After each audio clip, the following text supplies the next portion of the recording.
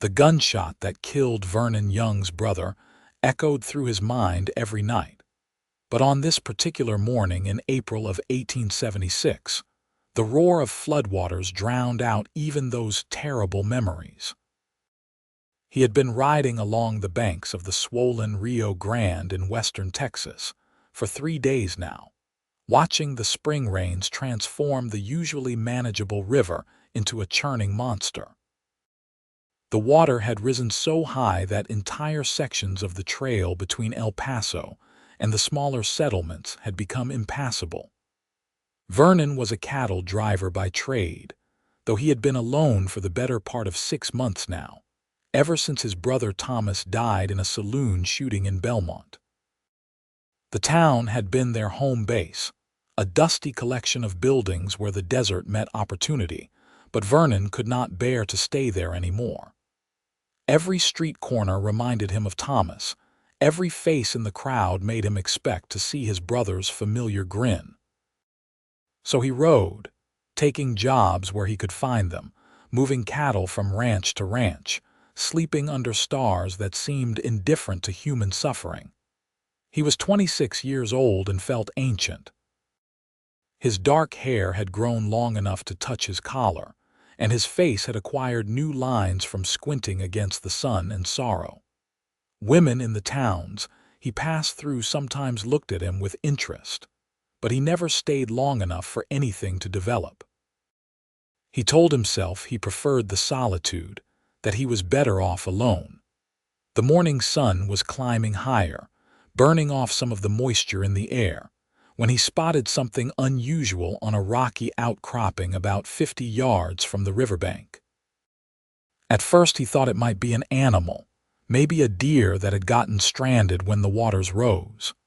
But as he urged his horse closer, shading his eyes against the glare, he realized it was a person. A woman, from the looks of the dress, standing on a flat section of rock that jutted out from a small hill. The land around her formation was completely submerged, turning her refuge into a temporary island. Vernon pulled his horse to a stop and cupped his hands around his mouth. "Hello there." "Are you hurt?" The woman turned sharply, clearly startled. Even from this distance, he could see the tension in her posture ease slightly at the sight of another human being. She waved both arms over her head. "I am stranded," she called back. Her voice carried well over the sound of the water. "The flood came up so fast. I have been here since yesterday." Vernon assessed the situation. The water was too deep and moving too quickly to simply ride across. He could see debris flowing past, branches and pieces of what might have been someone's fence. The current would sweep away horse and rider if he tried to ford it directly. But the outcropping where the woman stood was not that far from dry land, and he thought he might be able to get to her if he approached from upstream and let the current help rather than fight it. "Stay where you are," he shouted. "I will figure something out." He rode along the new waterline, studying the flood's patterns. About a quarter-mile upstream, he found a spot where the water seemed slightly calmer, flowing around a bend that had created a small eddy. If he entered there and angled himself correctly, he might be able to reach the rocks without being swept downstream. Vernon dismounted and began removing his saddlebags. He could not risk losing his supplies if things went wrong. He tied the bags securely to a mesquite tree, keeping only his rope coiled over his shoulder. His horse, a sturdy roan mare named Copper, stamped nervously as he led her to the water's edge. "Easy, girl," he murmured, stroking her neck. "We have done harder things than this." That was not entirely true, but speaking with confidence sometimes made difficult tasks easier. He climbed back into the saddle and urged Copper forward into the murky water. The horse resisted at first, but Vernon's steady hands and calm voice convinced her to trust him. The water rose quickly, from her hooves to her knees to her chest. Vernon felt the shocking cold through his boots and pants as the river reached his legs. The current pulled at them immediately, stronger than he had anticipated. He guided Copper at an angle, not fighting the flow but using it, letting it push them downstream while they also moved across. The world narrowed to the sound of rushing water and the feeling of the horse's powerful muscles working beneath him. Debris bumped against them, a log spinning past so close he could have touched it. Copper's eyes showed white with fear, but she kept moving, kept trusting. They were going to miss the rocks. Vernon could see it now. The current was taking them too far downstream. He adjusted their angle more sharply, asking Copper for everything she had.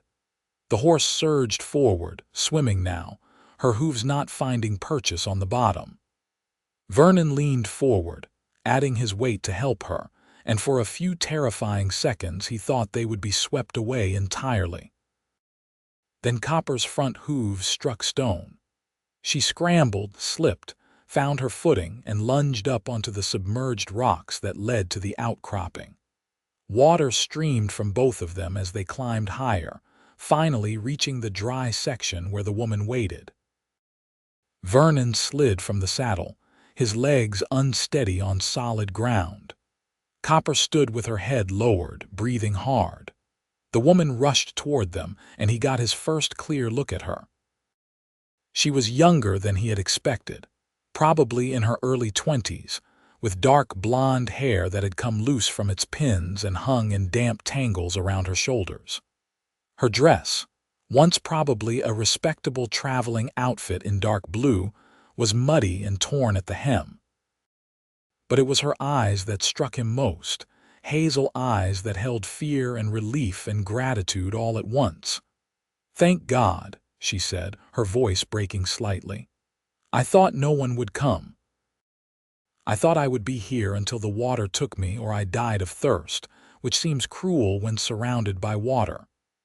"You are safe now," Vernon said, though he was not entirely sure that was true yet. They were on the rocks, yes, but still stranded. "What is your name?" "Margaret Lawson," she said. "I was traveling from El Paso to meet my uncle in Belmont. He runs a dry goods store there. The stagecoach driver tried to cross a normally shallow creek about 2 miles from here, but the water was already higher than he thought. The coach overturned." Vernon's attention sharpened. "Were there other passengers?" "The driver," Margaret's expression darkened. "The driver hit his head on a rock. He died almost immediately. There was one other passenger, an older man, a merchant. He could not swim. The water took him before I could help." Her voice remained steady, but he could see the cost of that steadiness in the tightness around her mouth. "I managed to grab hold of a floating trunk and kick my way to these rocks. I have been here since mid-afternoon yesterday." "I am sorry," Vernon said, and meant it. He knew what it was like to watch someone die and be powerless to stop it. "I am Vernon Young. I was just passing through, heading north." "Well, Mr. Young, your timing is providential." She looked past him at the swirling water, "though it seems we are still rather trapped." He followed her gaze. She was right. Getting to the rocks had been dangerous enough. Getting back, especially with 2 people on Copper, would be nearly impossible while the current remained this strong. "The water has to recede eventually," he said. "These spring floods usually peak and then drop within a few days. We just need to wait it out." Margaret wrapped her arms around herself. Despite the warmth of the sun, she was shivering. Her dress was still damp, and she had clearly spent a cold night on the rocks with no shelter. "Here," Vernon said, beginning to unbutton his shirt. "Take this. You need to get warm." "I cannot take your shirt," she protested. "You can and you will. I have an undershirt and I was not soaking wet all night." He pulled off the shirt and held it out. After a moment's hesitation, Margaret accepted it, draping it around her shoulders. It was far too big for her, which meant it covered her adequately. "Thank you," she said quietly. Vernon looked around their temporary island. The flat area was perhaps 20 feet across and 30 feet long, mostly bare rock with a few stubborn patches of grass and one twisted juniper tree that had somehow found enough soil to survive. It was not much, but it would have to do. "Did anything from the stagecoach wash up here?" he asked. Margaret pointed to a spot behind the juniper. "That trunk I mentioned. It contained some of my belongings. And there is some wreckage over there, pieces of the coach." Vernon investigated. The trunk was a small traveling case, the kind women used for personal items. Inside he found some clothing, all damp, and a few personal effects. The wreckage yielded some splintered wood and part of a leather seat, but nothing immediately useful. He had his rope, his knife, his canteen which was full, and the clothes on his back. That was it. All his other supplies were tied to the tree on the far bank. "Well," he said, returning to where Margaret stood watching him, "we have water from the river once it settles enough to be drinkable, shelter from the sun under that tree, and enough wood from the wreckage to make a fire if we need one. We will manage." "You are very calm about this," Margaret observed. Vernon shrugged. "Panicking will not make the water go down any faster." What he did not say was that he had spent so many months feeling numb that being stranded on a rock in the middle of a flood barely registered as a crisis. It was just another problem to solve, another day of survival. But looking at Margaret, seeing the exhaustion and stress in her face, he felt something stir in his chest, a need to protect, to help. It was the first time in months that he had felt responsible for another person's well-being, and the feeling was both uncomfortable and strangely welcome. The sun climbed higher, burning hot on their little island. Vernon spread out Margaret's damp clothes on the rocks to dry, then did the same with his shirt after she reluctantly returned it. They sat in the shade of the juniper, not talking much at first. Vernon used his knife to cut strips of leather from the wrecked coach seat, thinking they might be useful for something later. Margaret watched the water, her expression distant. "Were you close to your uncle?" Vernon asked, more to break the silence than anything. "I have never met him," Margaret replied. "He is my father's brother.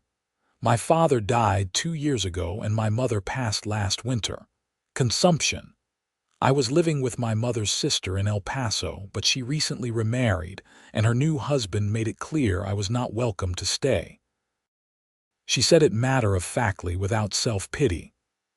"Uncle Richard wrote to say he could use help in his store, and that Belmont was a growing town with opportunities.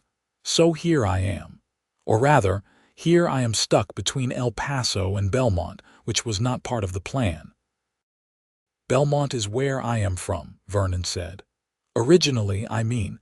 I have not been back in a while." "Why did you leave?" The question was natural enough, just polite conversation, but Vernon found himself hesitating. He had not talked about Thomas with anyone since it happened. The few people who had tried to offer condolences had been met with cold silence until they gave up. "My brother died there," he finally said. 6 months ago. I needed to leave." Margaret turned to look at him, and he was surprised by the understanding in her eyes. "I am sorry. Were you close?" "He was my only family." Vernon picked up a small stone and turned it over in his fingers. "We were going to start a ranch together, build something permanent. He was always the optimistic one, always sure our luck was about to turn. Then one night he got into an argument with a drunk in a saloon. The drunk pulled a gun. Thomas was not even armed." "That is terrible," Margaret said softly. "The law called it self-defense.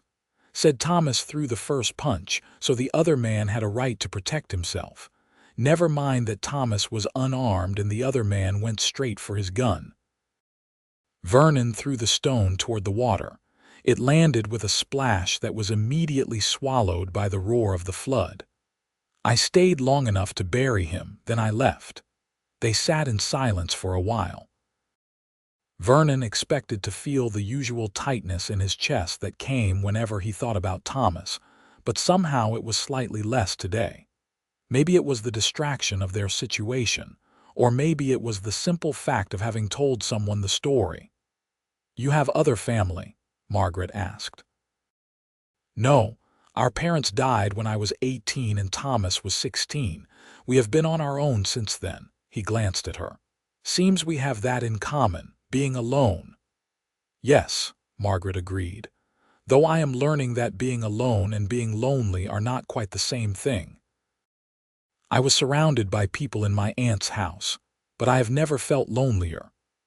Vernon understood that too. He had been surrounded by cattle and other ranch hands on his various jobs these past months, but the loneliness had been constant. As the afternoon wore on, they talked more. Margaret told him about growing up in El Paso, about her father who had been a bookkeeper, about her love of reading which had been her escape when her mother was sick. Vernon found himself talking about the cattle drives he had been on, the different parts of Texas and New Mexico he had seen, the goal he and Thomas had shared of owning their own land. "You still want that?" Margaret asked. "The ranch? I do not know," Vernon admitted. "It was our dream, Thomas and mine together. I am not sure what my dreams are anymore." The sun began its descent toward the horizon, painting the sky in shades of orange and pink. The floodwaters continued their relentless rush past their island. Vernon used his canteen to give them both water to drink, then refilled it from the river at a spot where the current had created a small pool. The water was silty but drinkable. As darkness approached, the temperature began to drop. Vernon gathered the pieces of coach wreckage and used his knife to shave some splinters for kindling. He had no matches, but he had learned the old method of using a bow drill to create friction. It took patience and effort, but eventually a tiny ember formed in the tinder. He carefully transferred it to his pile of kindling, blowing gently until a flame caught. The fire was small but welcome. Margaret held her hands toward it gratefully. Vernon arranged some of the larger pieces of wood to help shield the flames from the wind. "You are good at this," Margaret said. "Surviving, I mean. I have had practice." Vernon sat across from her, the fire between them. "Though I will admit I prefer having a bedroll and some food. I hope you are not too hungry." "I had some dried biscuits in my pocket yesterday," Margaret said. "They are long gone. But I will survive one night without supper. It is not the worst thing I have endured." Vernon studied her in the firelight. She had endured the death of both parents, the rejection of family, a stagecoach crash, and now being stranded on a rock, all with remarkable composure. There was strength in her, a quiet resilience that he recognized because he had been forced to develop it himself. "Tell me more about Belmont," Margaret said. "What should I expect?" "It is not a large town," Vernon said. "Maybe 300 people on a busy day. There is Main Street with the shops and saloons, a church, a schoolhouse, a handful of streets with homes. The fort nearby keeps things relatively safe, and the railroad is talking about extending a line through within the next few years, which has everyone excited about growth and prosperity." "And my uncle's store, Richard Lawson Dry Goods," Vernon thought back. "Yes, I remember it.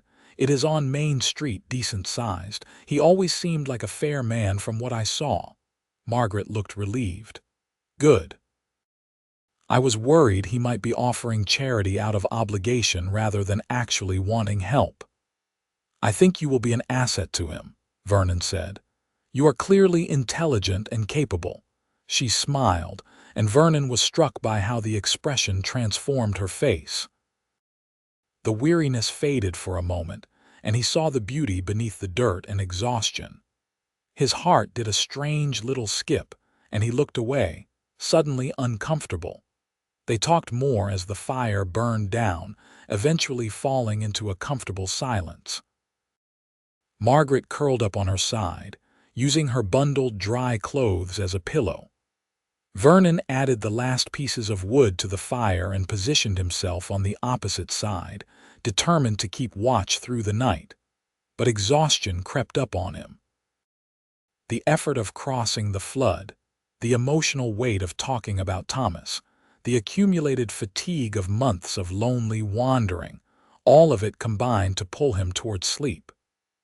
His eyes closed despite his intentions, and he drifted off with the sound of rushing water in his ears. He woke before dawn to find the fire had died to ashes and the temperature had dropped significantly. Vernon sat up, his muscles stiff from sleeping on rock. Across from him, Margaret was shivering in her sleep, curled into a tight ball. Without thinking, he moved around the dead fire and lay down behind her, not touching but close enough to share warmth. She stirred slightly, unconsciously moving back against him, and he carefully draped his arm over her, trying to provide what comfort he could without being improper about it. Margaret woke fully as the sun rose, and Vernon felt her stiffen as she realized their position. He immediately withdrew his arm and sat up. "I apologize," he said. "You were shivering and the fire had gone out. I was just trying to help you stay warm." Margaret sat up as well, her hair wild from sleep, her cheeks flushed with either cold or embarrassment. "I understand, thank you." She looked away. "I suppose being stranded together calls for relaxing some social conventions. I meant no disrespect. I know." She met his eyes, and he saw no anger there, just acknowledgement of their situation. "We should check the water level." They walked to the edge of the rocks together. Vernon felt a surge of hope as he studied the flood. The water had definitely dropped during the night, perhaps by as much as a foot. The current still ran fast, but some of the debris had cleared out, and he could see more of the rocks that formed the base of their island. "It is going down," Margaret said with relief. "Yes, but not fast enough to try crossing today, maybe tomorrow." Vernon turned back to survey their island in the full morning light. "We should set up some kind of signal, in case anyone else comes by, and we need to find food if we can." They spent the morning making improvements to their situation. Vernon used his rope to tie pieces of Margaret's white petticoat to the juniper tree, creating a flag that might be visible from a distance. Margaret searched the waterline for anything useful that might have washed up, finding some more pieces of coach wreckage and, surprisingly, a small tin that had contained tobacco. It was empty but could be useful for collecting water. By midday, hunger was becoming a real problem. Vernon had nothing to hunt with except his knife, and even if he had a gun, there was no game on their tiny island. He walked the perimeter, looking for anything edible. Some of the grass tufts had seeds which he collected in his bandana. It was not much, but it was something. "I found eggs," Margaret called from the far side of the rocks. Vernon hurried over to find her kneeling beside a small depression. 3 speckled eggs rested there, probably from a water bird that had nested on the rocks before the flood. "The bird might come back," Margaret said uncertainly. "The bird has probably moved to safer ground by now," Vernon replied. "And we need to eat." They carefully brought the eggs back to their camp area. Vernon rebuilt the fire using the last of the usable wreckage, and they cooked the eggs on flat rocks heated in the flames. The portions were small, barely a few bites each, but the protein helped. They supplemented the meal with the grass seeds and water from the river. "This is the strangest meal I have ever had," Margaret said, but she was almost smiling. "Not how you expected your journey to Belmont to go." "Not at all." She looked at him across the fire. "Though if I had to be stranded, I am grateful for the company. I think I might have lost my mind if I had been alone another night." Vernon felt that strange warmth in his chest again, the one he had noticed yesterday.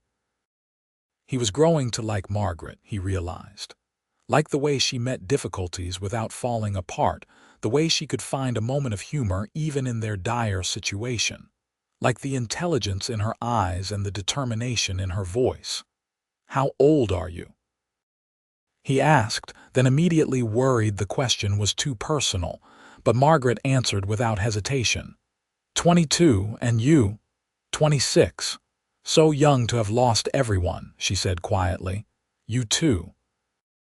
They looked at each other across the flames, and Vernon felt something shift between them. An understanding, a connection. They were both alone in the world, both grieving, both trying to figure out what came next. The afternoon passed slowly. The sun beat down mercilessly, and they retreated to the shade of the juniper. Vernon found himself watching Margaret when she was not looking, noticing small details. The way she tucked her hair behind her ear when she was thinking. The small scar on her left hand that she said came from a childhood accident with a garden fence. The way her eyes changed color slightly depending on the light, sometimes more green, sometimes more brown. Margaret caught him staring once and raised an eyebrow. "Is something wrong?" "No," Vernon said, looking away quickly. "I was just thinking." About what? He could not very well say. He had been thinking about how pretty she was, or how he liked the sound of her voice. So instead he said, about how strange life is. 2 days ago we did not know each other existed. Now we are sitting on a rock in the middle of a flood, sharing bird eggs. Margaret laughed, a real laugh that made Vernon smile in return. "It is absurd, is it not? Like something from a dime novel. The stranded maiden and her rescuer, trapped together by forces of nature. Except I am not much of a rescuer, considering I am now just as trapped as you are. You came for me anyway. That counts for something." Margaret's expression grew more serious. "Most people would have ridden past, not wanting to risk their own safety." Vernon shrugged, uncomfortable with the praise. "I could not leave you here." "Why not?" The question caught him off guard. He thought about it, trying to find an honest answer. "Because for 6 months I have been numb, going through motions. And when I saw you standing here, stranded and alone, I felt something again. A purpose, even if it was just getting you to safety. I could not turn away from that." Margaret was quiet for a long moment. "I felt numb too," she finally said, "after my mother died. I was living in my aunt's house, but not really living, just existing. When Uncle Richard's letter came, I thought maybe a fresh start would help. A new town, new people, a chance to feel something again besides loss. And instead you got a flood. And a cowboy who talks about feeling numb while risking his life to save strangers." Margaret smiled. "Still better than my aunt's house." They talked through the afternoon and into the evening, sharing more of their histories. Margaret told him about books she had read, about her mother who had been a teacher before marrying, about the dreams she had once had of seeing more of the world. Vernon talked about cattle drives and the open range, about his brother's ridiculous jokes, about the time they had tried to break a wild Mustang, and both ended up in a water trough. As darkness fell again, Vernon rebuilt the fire with wood from the juniper tree. He hated to use the living tree, but they had exhausted the wreckage and they needed warmth. He broke off only dead branches, hoping the tree would forgive the intrusion. They sat close to the fire, and Vernon noticed that Margaret was shivering again despite the flames. Without overthinking it, he moved to sit beside her and put his arm around her shoulders. She tensed for just a moment, then relaxed against him. "Is this acceptable?" he asked quietly. "Yes," Margaret said. "Thank you." They sat like that for a long time, watching the fire, listening to the now slightly quieter rush of water.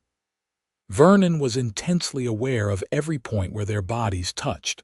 His arm around her shoulders, her side pressed against his, her head resting lightly against his chest.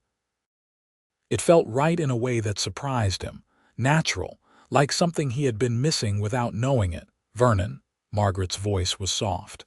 "Yes. What will you do after the water recedes, after we get to Belmont?" He had been asking himself the same question. Before, his plan had been to just keep moving, taking jobs, never staying anywhere long enough to feel the weight of Thomas's absence. But now, with Margaret warm against his side, that plan felt hollow. "I do not know," he admitted. "What about you? Still planning to work in your uncle's store?" "I have to. I have nowhere else to go," she paused. "But I hope it will be more than just survival. I hope I can build something there. A real life, not just an existence. You deserve that. So do you." Vernon tightened his arm slightly around her shoulders. "Maybe we both do." They fell asleep like that, leaning against each other, the fire burning low between them and the stars. Vernon woke several times during the night, each time aware of Margaret's presence, her steady breathing, her warmth. Each time he felt that strange sensation in his chest, that stirring of something he thought had died with his brother. By morning, the feeling had a name and it terrified him. He was developing feelings for Margaret. Real feelings, not just appreciation for her company or admiration for her strength. He was attracted to her, drawn to her, wanting to know everything about her and protect her and make her smile. It was too fast. They had known each other less than 2 days. But time seemed to work differently on their little island, compressed and intensified by their isolation and vulnerability. Every conversation, every shared glance, every moment of contact seemed to carry more weight. Margaret woke and immediately checked the water level. Vernon saw her face light up with relief and joined her at the rock's edge. The flood had dropped dramatically overnight, maybe 3 or 4 feet. The current was visibly slower, and several rocks that had been submerged yesterday now jutted above the surface, creating a broken path toward the original shoreline. "We can leave today," Margaret said, and Vernon heard both relief and something else in her voice. Disappointment, maybe. Or was he projecting his own conflicted feelings? "Yes," he agreed, "but we should wait until afternoon. Let the water drop a bit more and make sure it is stable." They spent the morning preparing to leave. Margaret repacked her traveling case with her now dry clothes. Vernon checked and rechecked his rope, planning the best route to get them and Copper back to dry land. The horse had weathered their marooning well, finding enough grass in the rock crevices to keep her fed and drinking from the clearer pools. As noon approached, Vernon studied the route carefully. The water was definitely manageable now, barely chest deep in most places and slow enough that he was confident they could wade across. The biggest challenge would be the slippery rocks underfoot. "I will go first with Copper," he told Margaret. "Once I am across, I will come back for you." "Could I not just ride with you?" Vernon considered it. "It would be safer to cross separately. If one of us slips, the other would go down too. This way, if I fall, you are still safe on the rocks, and if you fall on the return trip, I can catch you." Margaret did not look happy about it but nodded. "That makes sense." Vernon led Copper down to the water's edge. The horse was eager to leave their island prison and stepped into the water willingly. Vernon kept a firm grip on the reins, testing each footfall carefully. The rocks were indeed slippery, covered with algae and silt from the flood, but the lower water level made the crossing much easier than the first time. They reached the opposite bank without incident.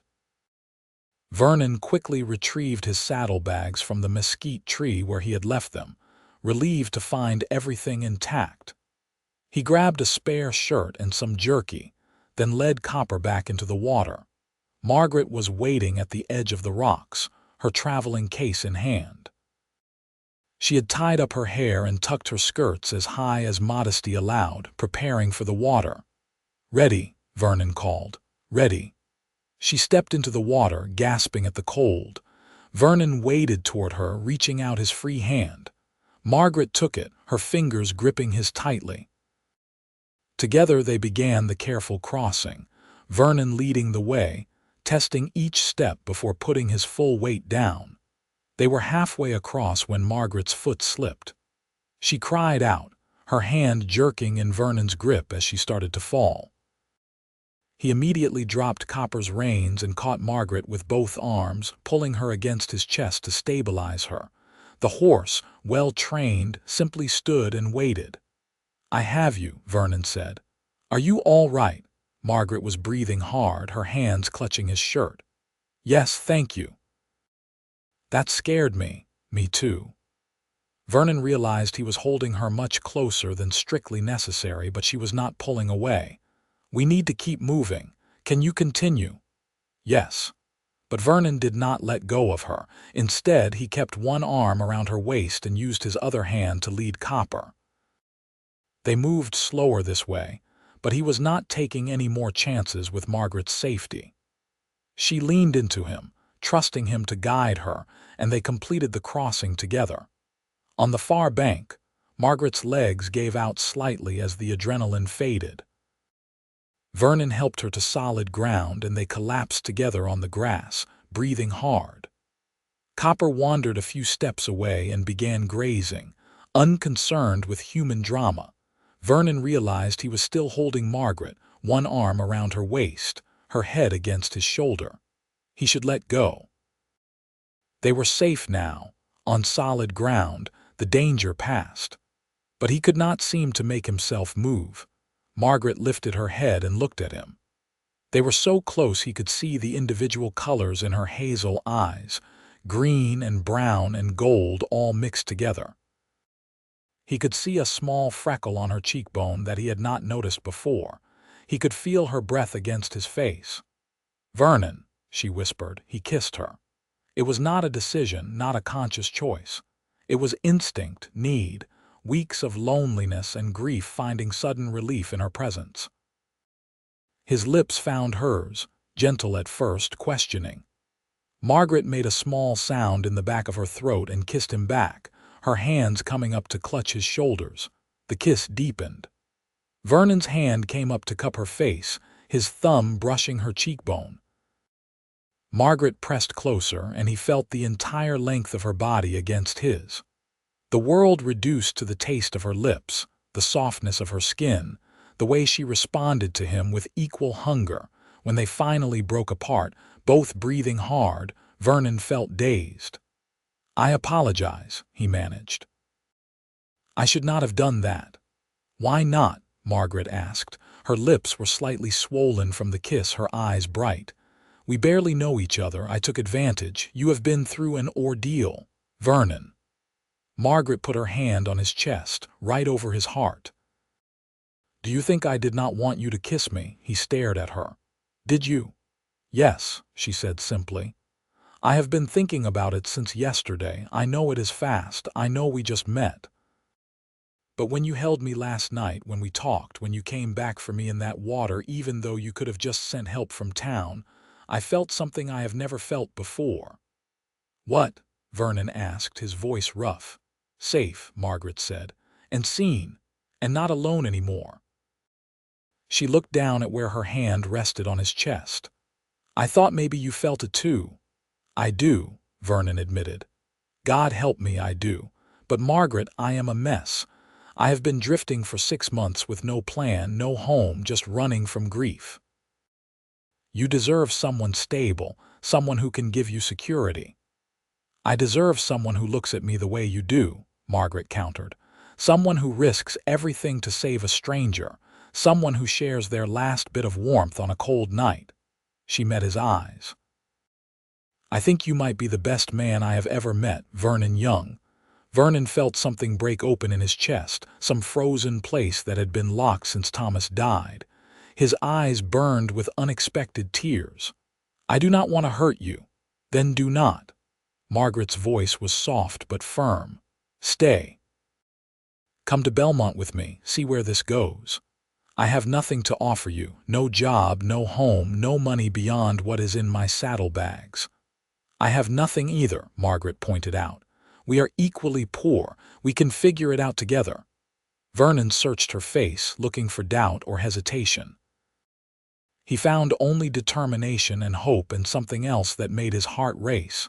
Something that looked like the beginning of love. "Together," he repeated. "Together," Margaret confirmed. He kissed her again, slower this time, savoring it. When they parted, he pressed his forehead to hers. "We are both insane." "Probably," Margaret agreed and laughed. They gathered themselves, Vernon helping Margaret to her feet. He pulled the spare shirt from his saddlebag and gave it to her since hers was soaked again.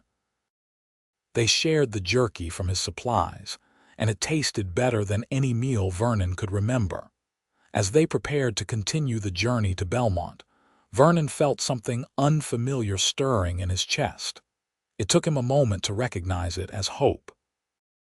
Not the desperate, grasping hope he had known before Thomas died, when every plan felt like it might finally be the answer. This was quieter, steadier. The hope that came from having someone to walk beside, someone who understood loss and loneliness and the courage it took to try again. They mounted Copper together, Margaret sitting in front of Vernon, his arms around her to hold the reins. The horse carried them easily, following the trail north toward Belmont. The sun was warm on their backs, and the landscape, washed clean by the flood, seemed brighter somehow. "Tell me about your dream," Margaret said as they rode. "The ranch you and your brother wanted." Vernon was surprised the subject did not hurt as much as he expected. "We wanted land near running water, good grass for cattle, not too far from town but far enough to have space. A small house to start, maybe add on as we grew. Thomas wanted chickens for some reason, always said fresh eggs made life worth living." He sounds like he was funny. He was, always joking, always sure things would work out. Vernon paused. "He would have liked you. Do you still want it?" The ranch, Vernon thought about it. The dream had felt impossible without Thomas, tainted by grief.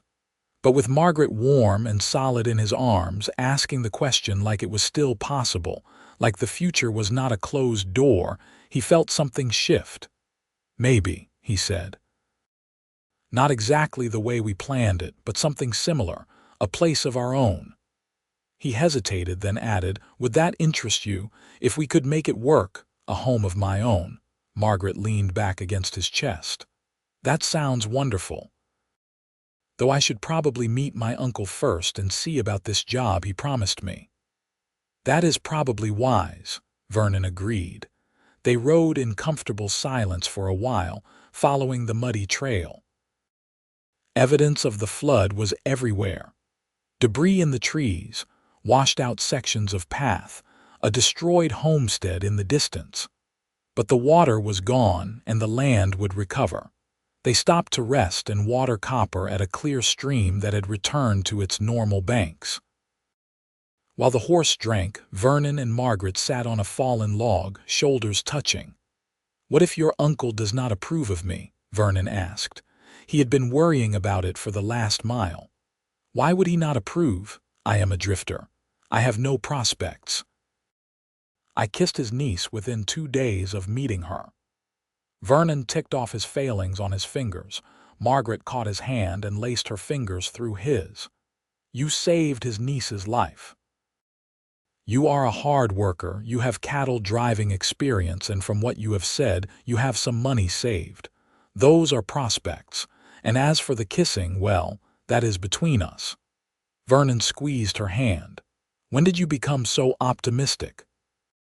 "When I stopped being alone," Margaret said simply. They reached the outskirts of Belmont as the sun was setting. Vernon felt a complicated mix of emotions as the familiar buildings came into view. He had left this town in the depths of grief, swearing he would never return. Now he was riding back with a woman he had known for 2 days, but who somehow felt essential to his life. Belmont looked exactly as he remembered it. The main street with its collection of storefronts, the saloon where Thomas had died, the church with its white steeple, the schoolhouse, and scattered homes. People were out sweeping mud from doorways and assessing flood damage to the outlying buildings. "Lawson's dry goods should be just ahead," Vernon said, pointing to a building on the left. They stopped in front of it, and Margaret slid down from the horse. Vernon dismounted as well, suddenly nervous. What if her uncle was not welcoming? What if he took one look at Vernon and ordered him away from his niece? Before Margaret could knock, the door flew open. A man in his 50s, balding with a thick mustache and kind eyes, stared at them in shock. "Margaret," he said, "is that you? Thank God." "I heard the stage went down in the flood. They said there were no survivors. Uncle Richard." Margaret moved forward and her uncle swept her into a hug. "We have been organizing search parties," Richard Lawson said, pulling back to look at her. "When did you arrive? How did you survive?" "Who is this?" The questions tumbled out and Margaret laughed. "Can we come inside? It is a long story." They went into the store, which was well stocked and neatly organized. Richard locked the door and flipped the closed sign, then led them to the living quarters in the back. He insisted on making tea while Margaret told him about the crash, her time stranded on the rocks, and Vernon's rescue. Richard listened with wide eyes, shaking his head in disbelief. When Margaret finished, he turned to Vernon and stuck out his hand. "Mr. Young, I owe you a debt I can never repay. You saved my niece's life." Vernon shook his hand. "Anyone would have done the same." "That is not true, and you know it." Richard's grip was firm. "You are welcome in my home and my store anytime." Margaret wrote that she had no one left, and I wrote back that she had me. But it seems she has you as well now, if I am reading the situation correctly. Vernon felt his face heat. He glanced at Margaret, who was blushing but smiling.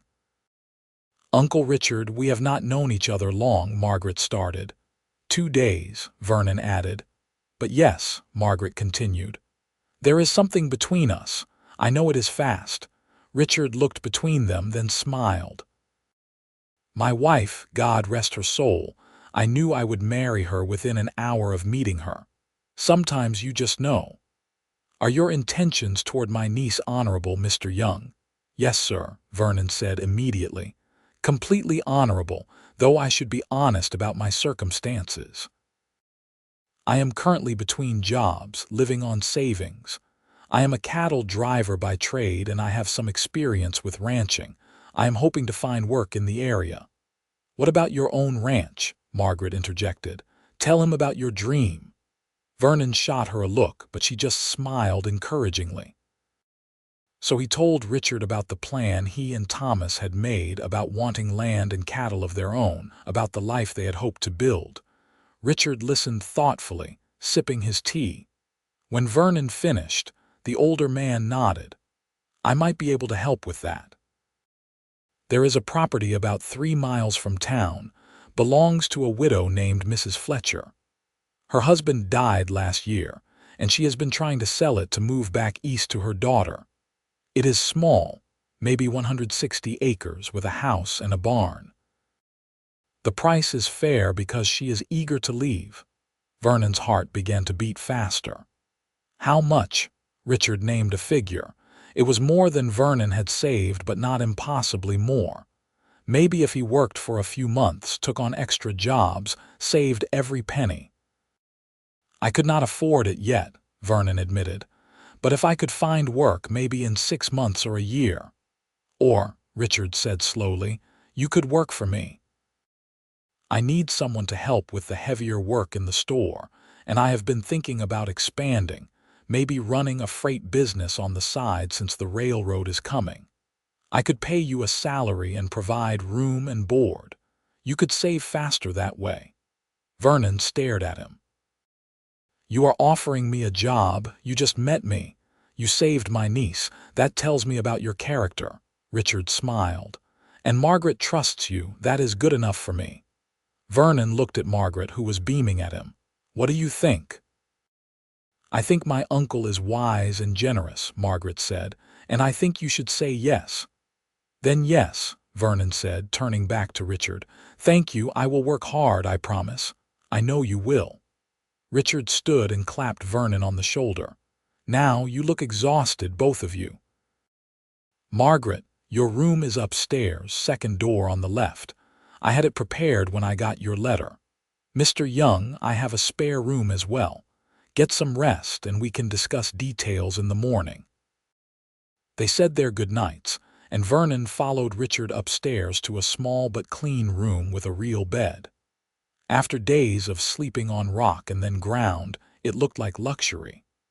But as tired as he was, Vernon found himself lying awake, thinking about everything that had happened. 2 days ago he had been a lonely cowboy with no direction, just drifting through grief. Now he had a job, a prospect of land, and Margaret. Margaret, who made him feel like the future might hold something besides pain. It was terrifying and exhilarating in equal measure. A soft knock on the door interrupted his thoughts. "Vernon," Margaret's whisper came through the wood. "Are you awake?" He got up and opened the door. Margaret stood in the hallway wearing a borrowed nightgown, her hair loose around her shoulders. "Is something wrong?" he asked quietly, aware that Richard's room was down the hall. "No," Margaret said. "I just wanted to say goodnight properly. We did not really have a chance downstairs." Vernon stepped into the hallway, pulling the door partially closed behind him. "Good night, Margaret," she smiled up at him. "It is strange, is it not? This morning we were on that rock, and now we are here in a real house with real beds and a future that is starting to take shape." "Very strange," Vernon agreed. "Are you happy about how things turned out?" "Yes," Margaret said firmly. "Are you?" "I am," Vernon said, and realized it was true. He was happy, genuinely happy, for the first time since Thomas died. "Thank you." "For what?" "For trusting me. For giving me a reason to stop drifting." He reached out and tucked a strand of hair behind her ear, letting his hand linger against her cheek. "For making me feel alive again." Margaret turned her face into his palm, pressing a kiss there. "You did the same for me." They stood close together in the dim hallway, not quite touching but drawn to each other like magnets. Vernon wanted to kiss her again, but he was also aware they were in her uncle's house and needed to show respect. "We should sleep," he said reluctantly. "Tomorrow is a new start." "Tomorrow is a new start," Margaret agreed. She stood on her toes and pressed a quick kiss to his lips. "Good night, Vernon. Good night." He watched her walk back to her room and close the door softly. Then he returned to his own bed, and this time when he closed his eyes, he fell asleep almost immediately, exhausted but content. The next weeks fell into a pattern that felt both new and surprisingly natural. Vernon worked in the store with Richard, learning the inventory and the customers. He was good with the heavy lifting and the freight work, and Richard was good with the people and the bookkeeping. They made a solid team. Margaret worked in the store as well, helping customers and managing the front. Vernon loved watching her interact with the townspeople, seeing how quickly she made friends and became part of the community. She had a gift for remembering names and preferences, for making people feel heard and valued. In the evenings, when the store closed, the three of them would have dinner together. Richard would share stories about Margaret's father, his brother, and Margaret would tell stories about her mother. Vernon found himself sharing memories of Thomas more easily, the pain of loss softening into something more bearable, a sweet sadness rather than a sharp knife. After dinner, Vernon and Margaret would often walk through town together, properly chaperoned by the public nature of the activity, but still finding moments of privacy. They would talk about everything and nothing, getting to know each other in the normal way that people did when they were not trapped on a rock by a flood. Vernon learned that Margaret liked to sing but was self-conscious about it, that she was afraid of snakes but fascinated by thunderstorms, that she had always wanted to learn to ride a horse properly, that her favorite color was green like new grass in spring. Margaret learned that Vernon could fix almost anything with his hands, that he was quiet by nature but had a dry sense of humor that surprised her with its timing, that he missed his brother every day but was learning to live with the loss, that he dreamed in vivid detail about the ranch they might one day have. As the weeks turned into months, Their relationship deepened from that initial spark of connection into something more substantial. They fell in love the way people do when they actually pay attention to each other, learning each quirk and flaw and choosing to love the whole person anyway. Vernon loved Margaret's determination and her kindness and the way she hummed while she worked. He loved that she challenged him when she disagreed with him and supported him when he was uncertain. He loved the way she looked at him like he was someone special, someone worth believing in. Margaret loved Vernon's steadiness and his quiet strength and the way he listened like he really heard her. She loved that he had come back for her when he could have just sent help. She loved his careful hands and his rare smiles and the way he made her feel safe without making her feel weak. 3 months after they arrived in Belmont, Vernon had saved enough for a down payment on Mrs. Fletcher's property. Richard offered to loan him the rest, but Vernon wanted to do it himself. He took on extra work, hauling freight and helping with construction projects around town. He worked until his muscles ached and his hands were raw, but he did not mind. Every dollar saved was a dollar closer to the future he wanted. 6 months after the flood, Vernon rode out to Mrs. Fletcher's property with Margaret beside him. They walked the land together, looking at the small house that needed work and the barn that needed repairs and the grass that was perfect for cattle. "I can see it," Margaret said, standing in the middle of what would be their land if Vernon could make it work. "Cattle grazing here, chickens by the house like your brother wanted, maybe a garden over there. You would want to live here?" Vernon asked. "It is small and rough compared to what you might have elsewhere." Margaret turned to him. "Vernon Young, I spent 2 days on a rock with you and fell in love. Do you really think I care about the size of the house?" It was the first time either of them had said the word love out loud. Vernon felt his breath catch. "Say that again," he requested. "I love you," Margaret said clearly. "I have loved you since you risked your life to cross that flood for a stranger. I will love you in a mansion or a shack or anywhere else, as long as we are together." Vernon closed the distance between them and kissed her soundly. When they broke apart, he said, "I love you too. I want to marry you and build this ranch with you and spend the rest of my life making you happy." "Is that a proposal?" Margaret asked, her eyes shining. "It is not a very good one," Vernon admitted. "I do not have a ring, and we are standing in a field of grass rather than somewhere romantic." "It is perfect," Margaret said, "and my answer is yes." They kissed again, longer this time until they were both breathless. Then Vernon swung Margaret around in a circle, both of them laughing with pure joy. That night, Vernon formally asked Richard for Margaret's hand in marriage. Her uncle gave his blessing and his congratulations, and also offered to contribute toward the purchase of the property as a wedding gift. Vernon protested, but Richard insisted. "You are family now," he said simply. "Let me help." With Richard's help and Vernon's savings, they were able to purchase the Fletcher property outright. They set a wedding date for late September, giving them time to prepare and make some basic repairs to the house. The wedding was held in the small church in Belmont on a beautiful autumn day.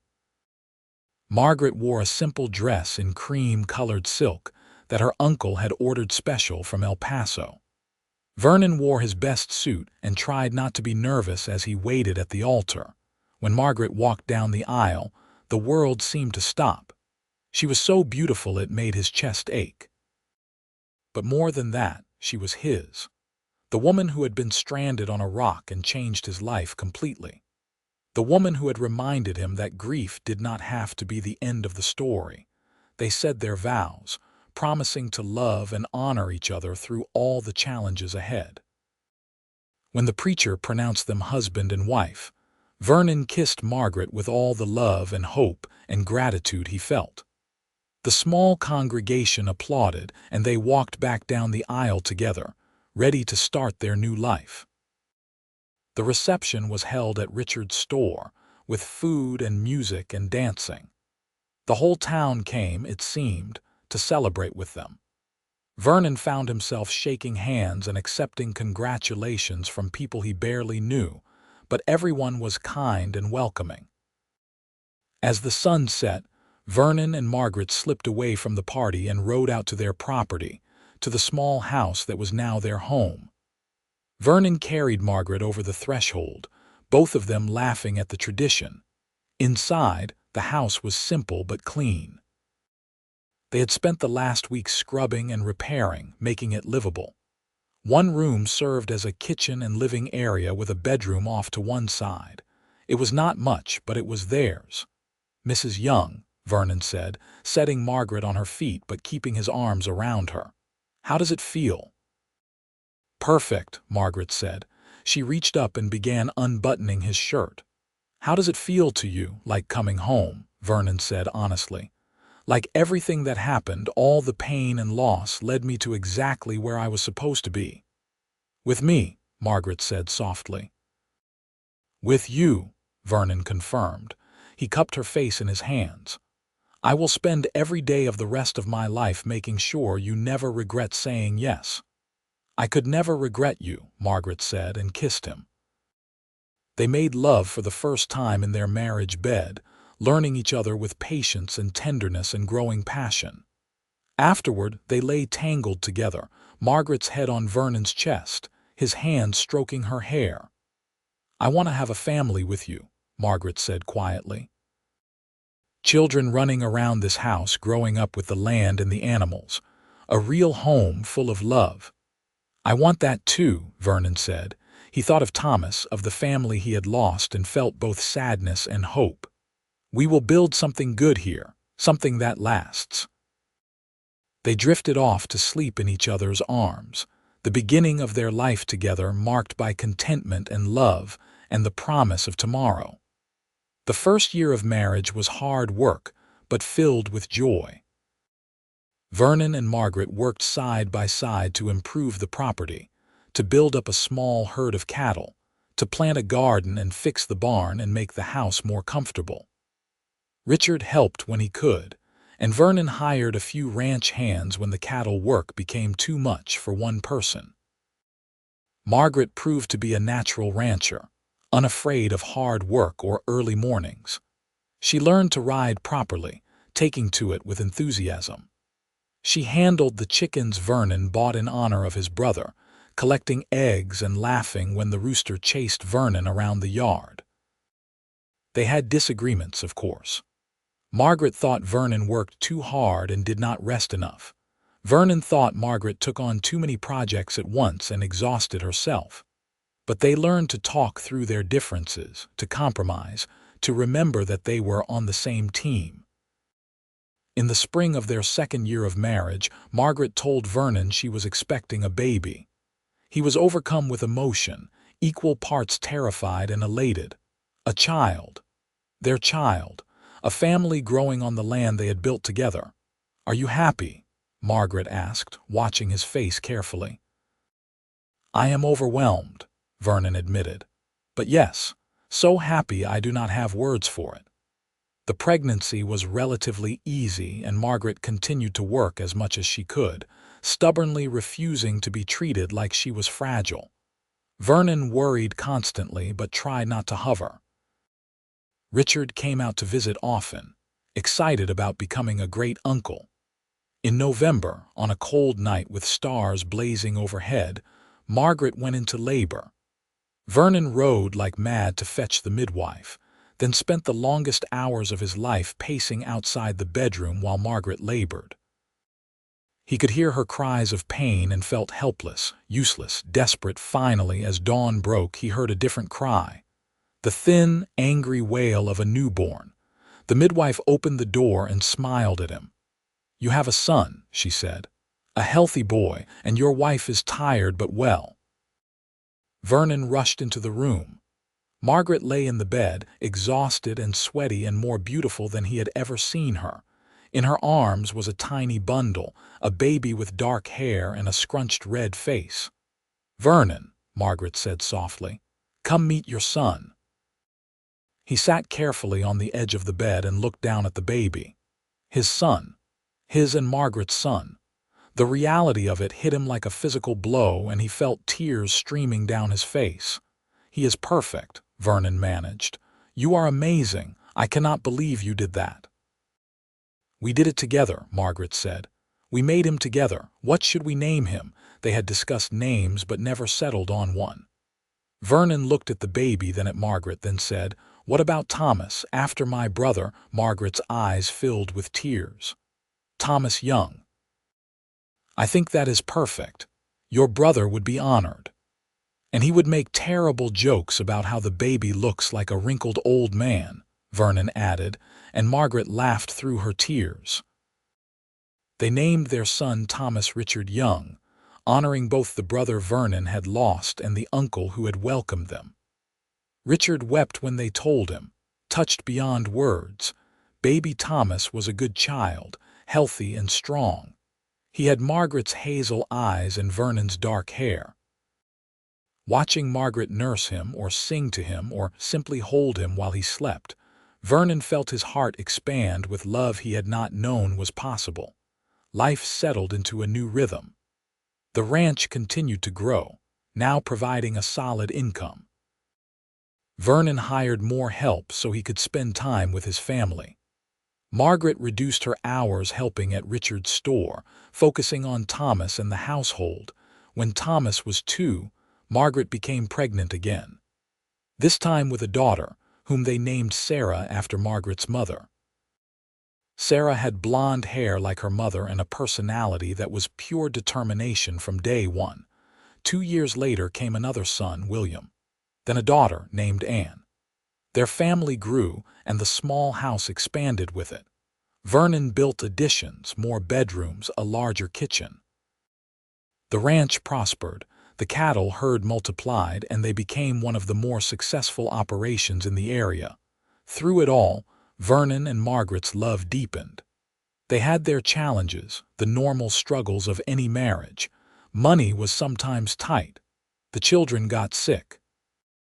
The weather was not always cooperative.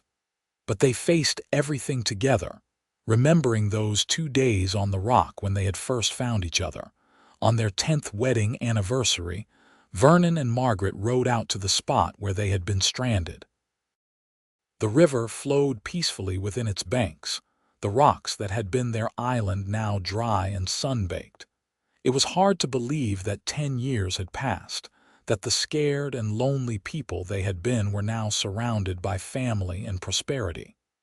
"You ever regret it?" Vernon asked, holding Margaret's hand as they stood looking at the rocks. "If you had not been stranded, if I had not come along, you might have had a different life, maybe an easier one." "Never," Margaret said firmly. She turned to face him, her face older now but still beautiful to him. "That flood was the best thing that ever happened to me. It brought me you." Vernon pulled her close. "I love you, more now than when we married, more than I thought it was possible to love another person." "I love you too," Margaret said. "Thank you for crossing that water for me. Thank you for staying. Thank you for building this life with me." They kissed, there beside the river that had brought them together, and Vernon felt the same spark he had felt 10 years ago. Some things, he realized, did not fade with time. Some loves only grew stronger. The years continued to pass. Their children grew up strong and healthy, learning the ranch and the land.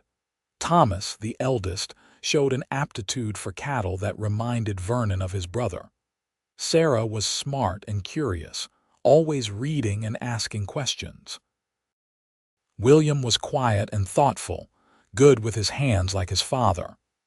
Anne was spirited and funny, able to make anyone laugh.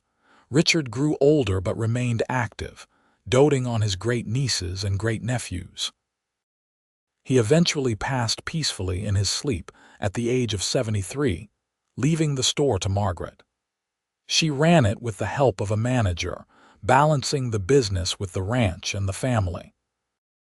Vernon woke one morning when he was 50 years old and realized that he had spent more of his life with Margaret than without her.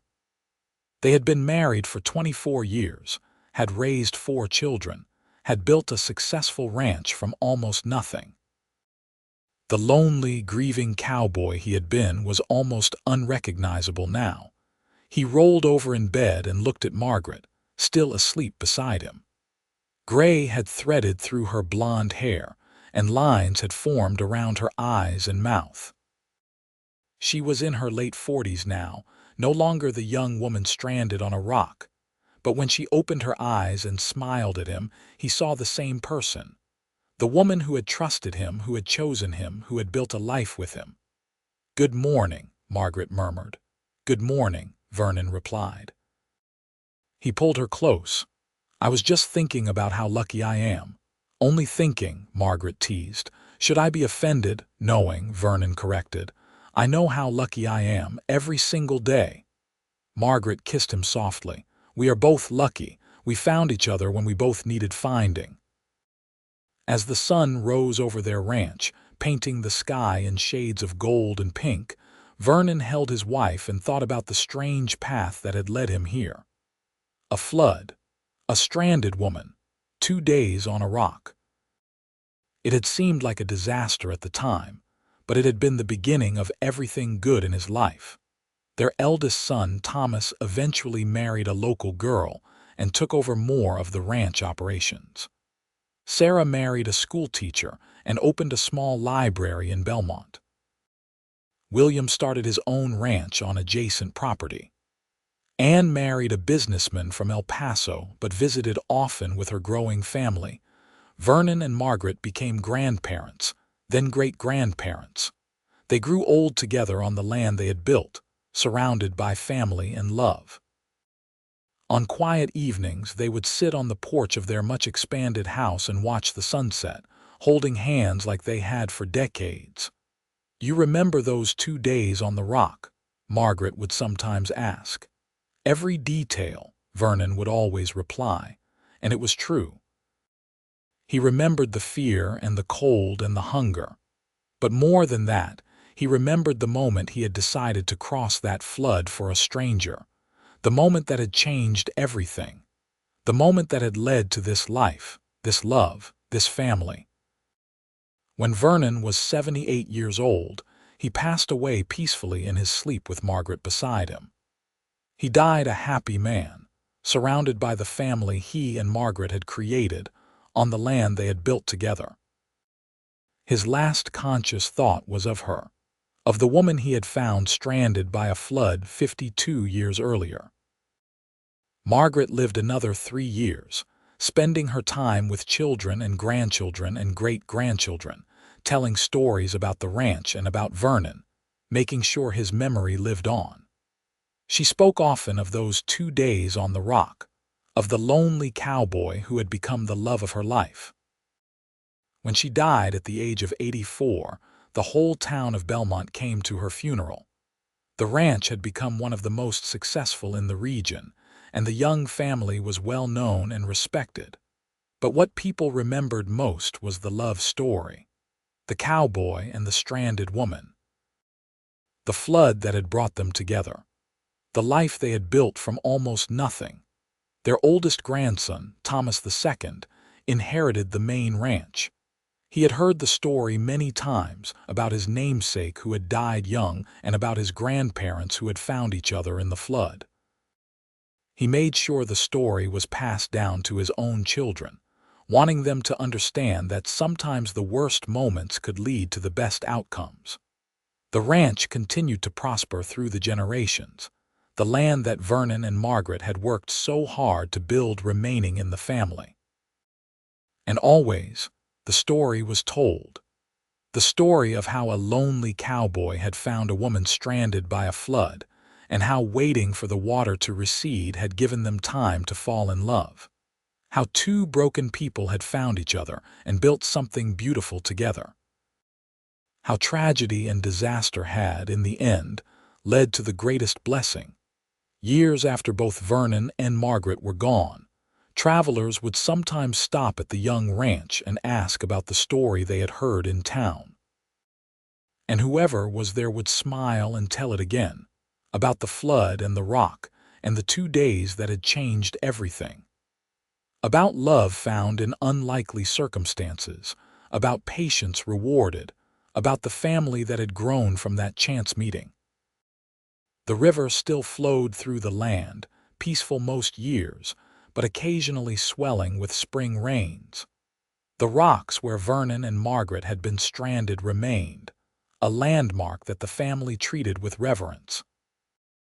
Sometimes young couples from the family would ride out there, standing where their ancestors had fallen in love, hoping for the same kind of deep and lasting connection. And the land itself seemed to remember, the grass growing green and the cattle growing fat, the house standing strong against sun and storm. It was a testament to what two people could build when they chose to face the future together, when they turned disaster into opportunity, when they let love guide them through the waiting. The story of Vernon and Margaret Young became part of the history of Belmont, told and retold until it took on the quality of legend. But for those who knew them, who had seen their love firsthand, it was simply the truth. A lonely cowboy had found a woman stranded by a flood. The water had receded. And in the waiting, they had fallen deeply, permanently, beautifully in love. Their legacy was not just the successful ranch or the thriving family, though those were significant. Their legacy was the proof that sometimes the hardest moments bring the greatest gifts, that patience can be rewarded, that love can bloom even in the most unlikely circumstances, that two people, alone and grieving and lost, can find each other and build a life that echoes through generations. And so the story lived on, passed from grandparent to grandchild, a reminder that hope exists even in floods, that love can be found even when you are stranded and scared, and that sometimes you just need to wait for the water to recede to see what beautiful things might be waiting on the other side.